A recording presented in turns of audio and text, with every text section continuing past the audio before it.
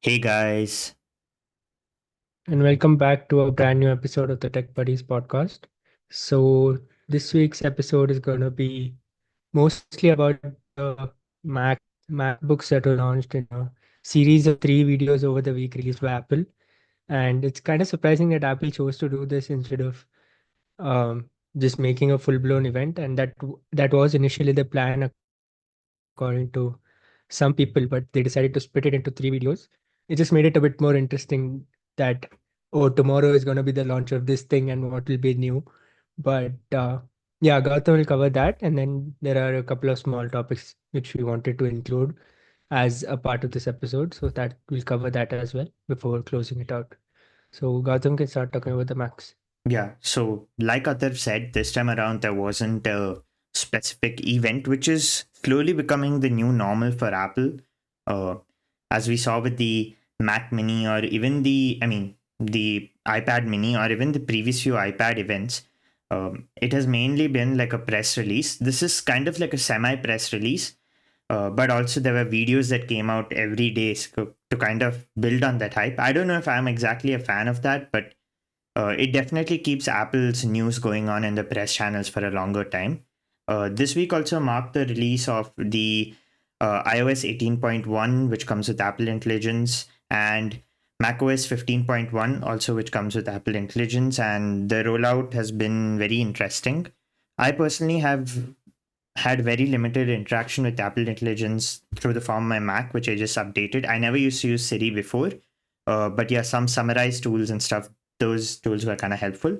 The people who are actually using iPhones and stuff, they might be actually be able to tell the differences. So there was a wait list for all that. Then one more thing I wanted to mention with the software is that the new version of iOS, it also came with some updates for the AirPods. So basically, the hearing test feature is finally out. Not in India and stuff. You need to have the American region set, and it does. I tried out the hearing test, and surprisingly, I don't have any hearing loss. And also, uh, another thing is Apple is trying to disable the off feature for AirPods. They want you to always be on some or the other sound setting. I don't know why. Maybe because of they want to force everyone to use their adaptive noise cancellation or adaptive audio. I don't know why, but you can now manually turn that off, turn that on through the iPod settings. One major feature that they have disabled in the new versions of uh, iOS or iPad OS is that there is no display volume slider in uh, the lock screen, which is really annoying in my opinion, especially if you don't want to reach out to the button or if you're using a Bluetooth accessory. It's better to always have a slider for the audio in the lock screen, which I don't know why they removed it, but in 18.2 it's coming back. But yeah, I think we can circle back to the Mac event that happened this year. So there were three products that were launched. I think it started off with the iMac, then the Mac Mini, and then the MacBook Pro. The MacBook Pro being the breadwinner for Apple at this point. So we can start off with the iMac, and for the sake of just keeping things simple, what I'm going to do is I'm just gonna go to the compare site between the previous version of the iMac and so that we can say spec by spec what's the difference. But if you just see the iMac from side to side, you won't be able to tell any major difference between the newer iMac or the older one. The major difference only being, which is a physical difference, which is the colors. So you heard it right. The display and stuff, it hasn't changed. The M4 iMac and the M1 or M2 iMac, it there hasn't been any major difference. But yeah, there is now like multiple options for the iMac. So you can either spec it with four ports or with two ports, which is something I wasn't aware of before. But yeah, now this option is there. So that they have removed the previous gen's green, pink, and silver, and there was also yellow and stuff when it just came out. But now I think with M3 they had stopped all those colors. Now there is a purple, pink, orange, yellow, green, and silver, kind of reminiscent of the colors that when it just came out, and the colors look nice. Unfortunately, the display still retains those extremely noticeable white bezels, which I'm not a fan of, and the bezels, that bottom chin it has is still very big, so I'm not a fan of that. The display is virtually the same, 4.5K Retina display.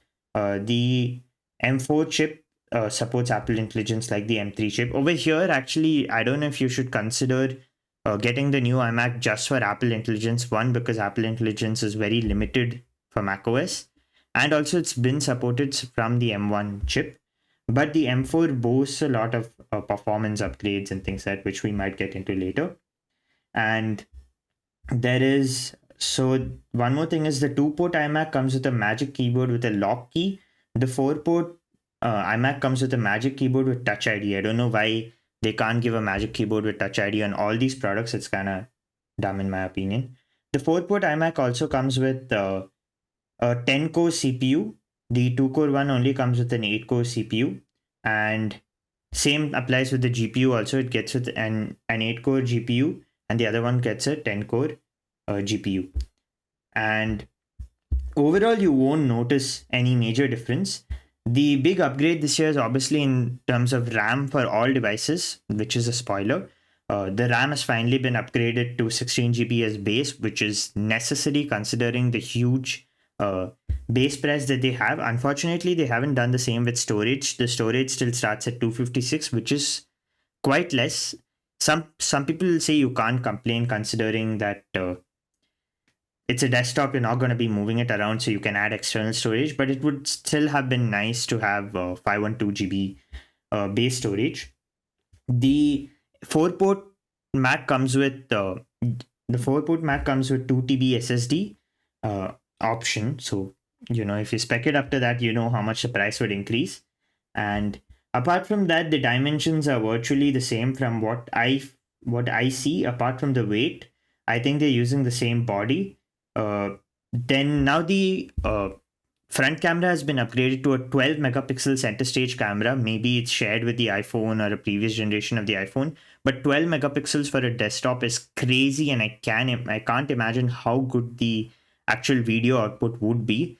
And I think that's one thing we have to probably check out. It might actually be the webcam killer specifically, and I think it makes more sense also to have 12 megapixel camera, because for a desktop like the Mac, they have enough space to house these bigger components for a better webcam. So I guess it's good that they finally added it. Connectivity wise, it remains the same from before.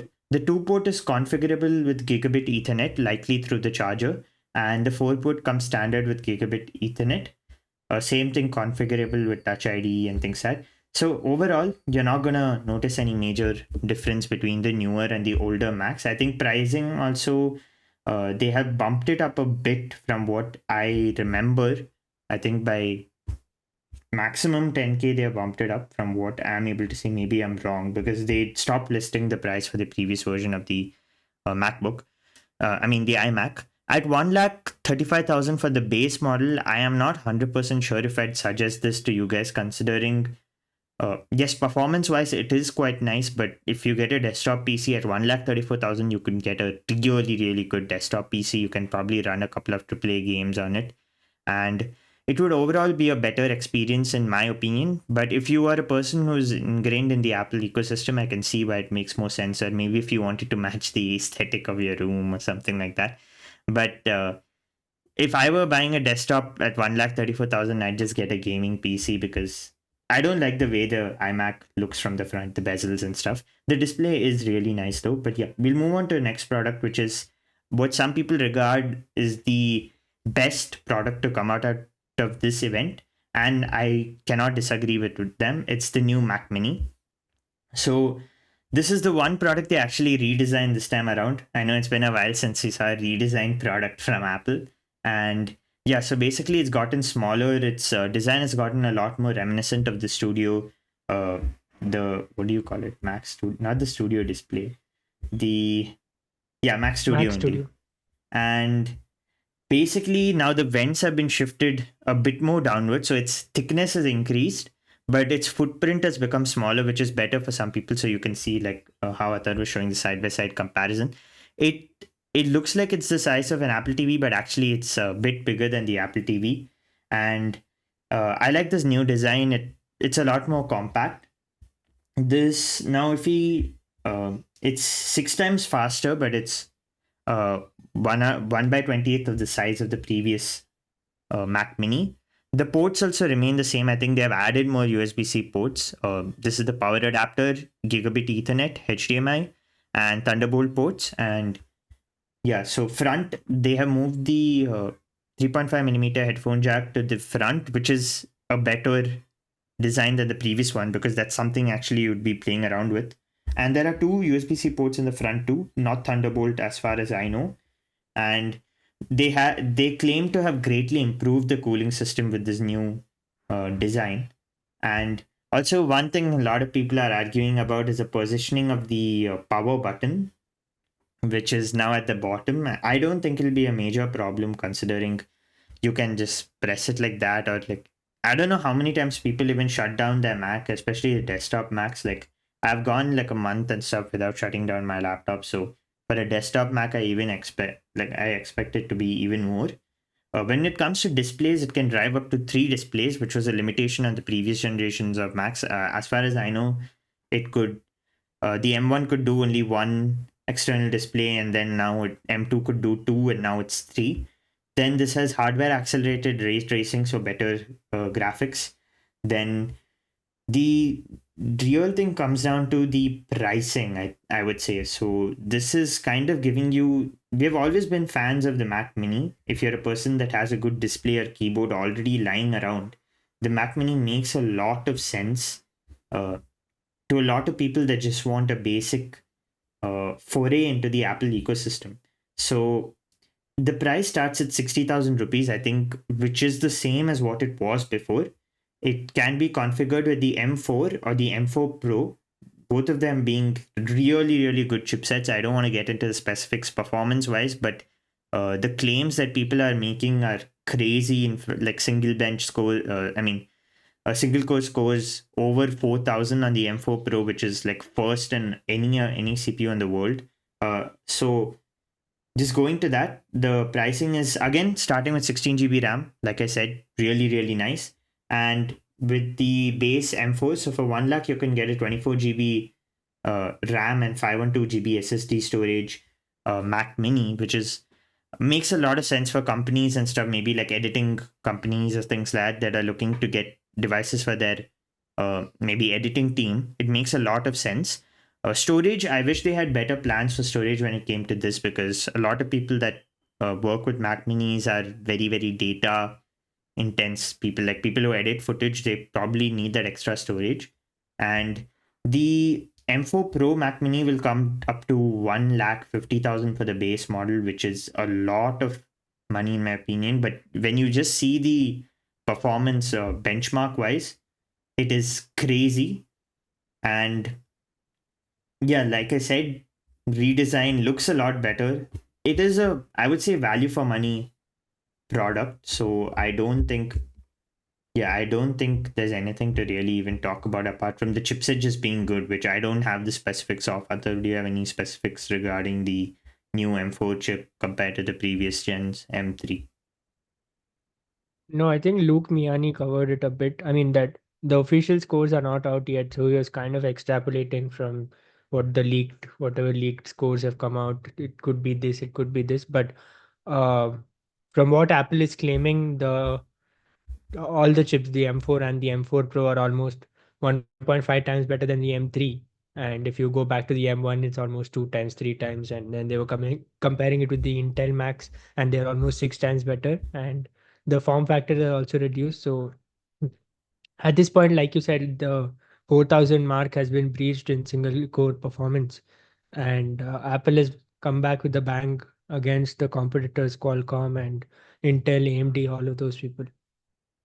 And not just that, I mean, the M1 itself was super fast. The M1 Pro was also super fast. Considering you're getting to not 20%, not 50%, you're getting 200 times the performance. If they say 2 times, they means 200%.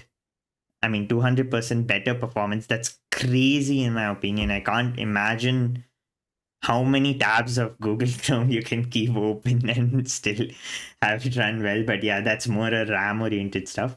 But yeah, I can't imagine. I don't think so. You would ever in. I feel it's a bit overkill considering most people with M1 laptops itself haven't faced any issues on their day-to-day tasks. When you go to like simulation windows and maybe like trying to game, that's when you actually start to see its limitations. And now because they have improved it graphically also, it's crazy. And considering you're getting it at the same price of what you got the M1 for, it is a really, really good deal. So people who are looking to maybe, who still haven't upgraded to the silicon chips and who have finally weighed the pros and cons. I mean, it's been out for 4 years now, and you feel okay, finally it's time to jump on. Now is a good time. But yeah, and you can also get the previous year's laptops for a lower price. And yeah, speaking of laptops, let's go to Apple's favorite laptop and also maybe my favorite laptop on the market right now, which I couldn't get because it is very pricey, but Apple has fixed few things that was wrong with it before, which is the MacBook Pro. And I'll tell you, it's the best laptop in the market right now. You can ask anybody who has actually used it on day-to-day basis.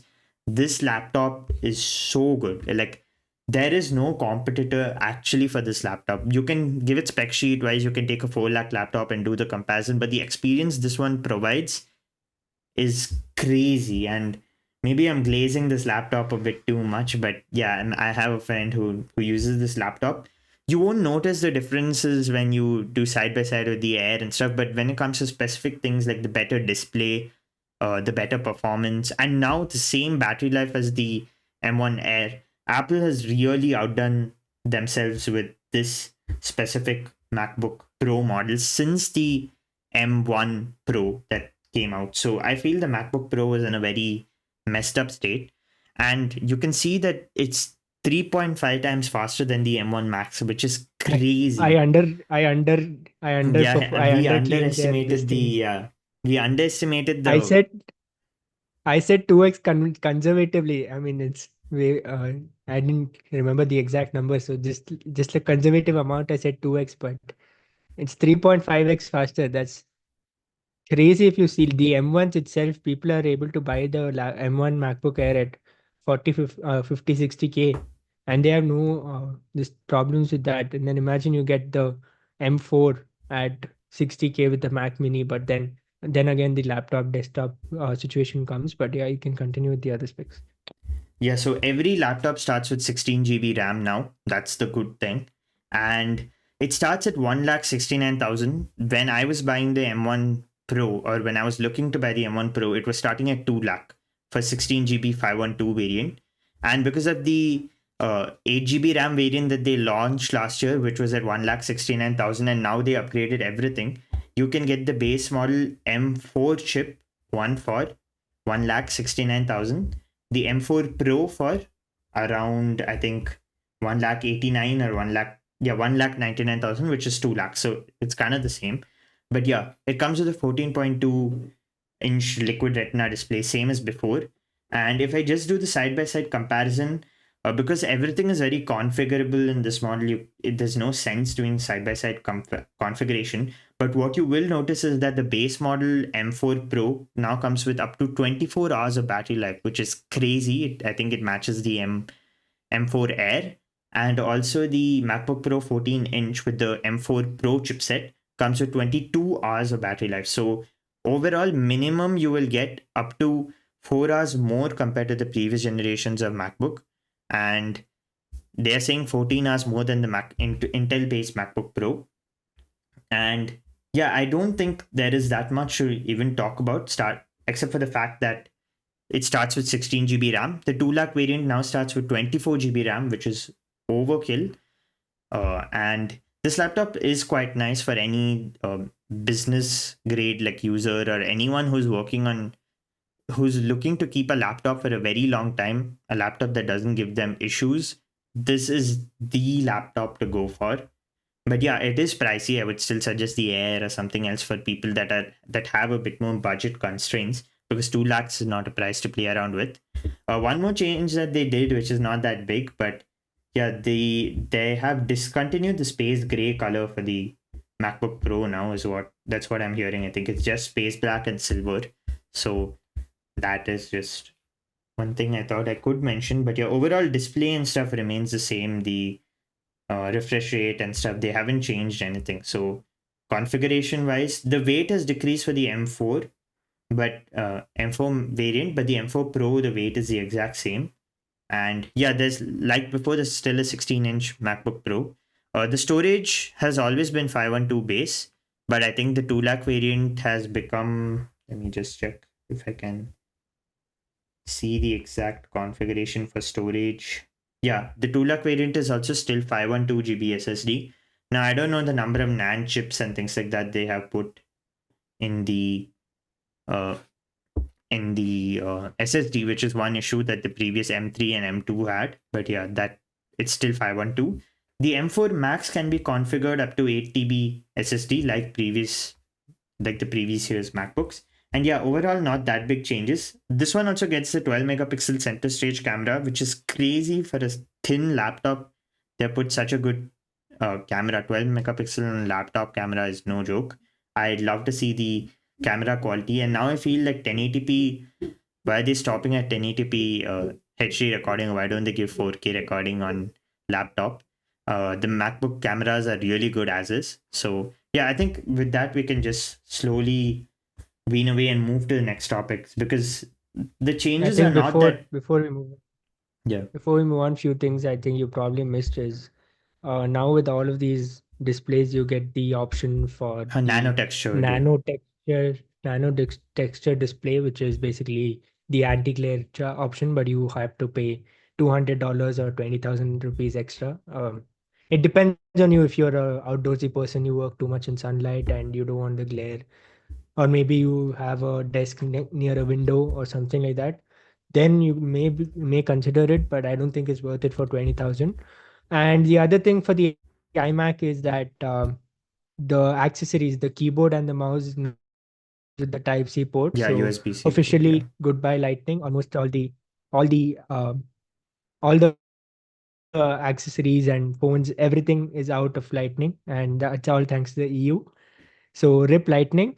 And yeah, I think, yeah, those are some of the points you missed. But overall, in terms, yeah, like Gautam was telling, if you want to buy a Mac, now is the right time. The performance boost in M4 compared to an older chip like the M1 or the M2 or M3 till now is huge. And if you buy this chip now, you'll be sorted for a minimum of 4 to 5 years, because that's how powerful they are.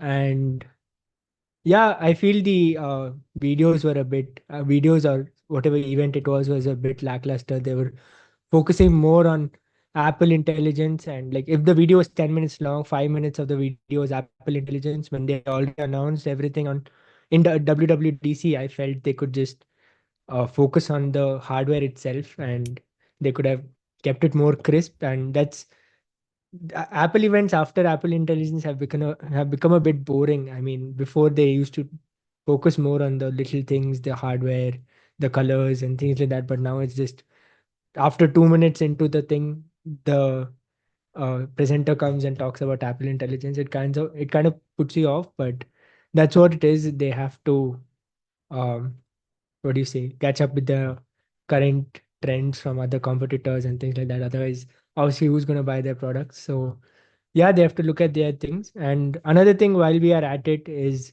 probably Tim Cook is gonna retire soon, and people are kind of uh, taking hints from this event that Tim Cook wasn't present at all in this event. The VP of hardware, I don't remember his name, John or something.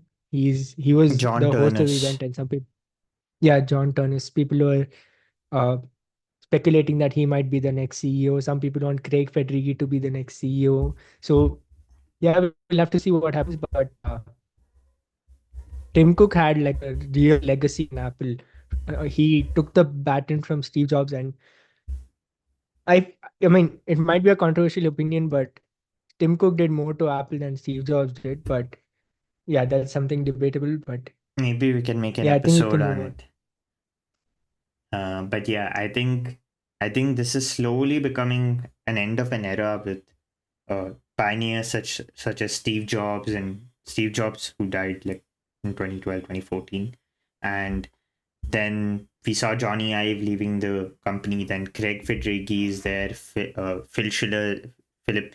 Schiller's there, and he used to be a major person in the events uh, in Apple's events, and now he's also taken a backstage. It's been a couple of events since I even saw him come for the events, and I remember him presenting a lot of stuff. So now Tim Cook's gone, Phil Schiller's gone, and almost all the big players of Apple are like slowly passing the baton to the newer players of Apple. And yeah, at first everyone thought that Craig Federighi was going to be the CEO, but now seeing the way the things are going, I think John Turnus is like trending in on the internet now because everyone's looking him up.